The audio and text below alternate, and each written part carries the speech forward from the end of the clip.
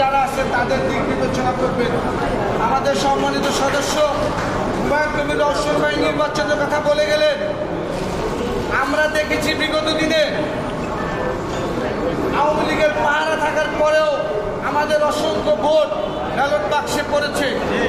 আমাদের নিবেদিত কর্মীরা তাদের কৌশলগত কারণেই তারা আমাদের ভোটের ব্যালট বাক্স ভরার চেষ্টা করেছে জনগণের ভোটের মাধ্যমে। এই কৌশল কিন্তু আওয়ামী লীগ অবলম্বন করবে, বিরোধী দল তারাও কিন্তু অবলম্বন করবে। আমাদেরকে অত্যন্ত তীক্ষ্ণভাবে খেয়াল রাখতে হবে ছদ্মবেশধারী কেউ যেন আমাদের সদস্য হয়ে অঙ্গ সংগঠনের কর্মী হয়ে আমাদের ভোটের রাজনীতিতে কোনো প্রকার ব্যাঘাত ঘটাতে না পারে। তৃণমূলের কর্মীদের চাওয়া আপনারা তথ্য উপাত্তের ভিত্তিতে সদস্য নবায়ন করবেন। নামে ছিল কাজে নাই এমন নেতার দরকার নাই, ছিল কাজে নাই এমন নেতার দরকার নাই।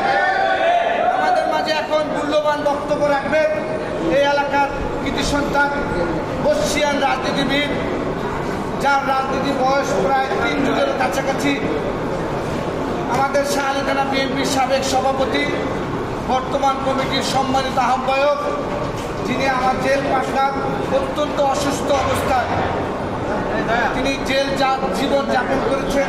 আমরা কাছ থেকে দেখেছি। জনাব SM কাসার পাপ্পু ভাই আজকের অনুষ্ঠানের সভাপতি, উনি আমাদের জন্য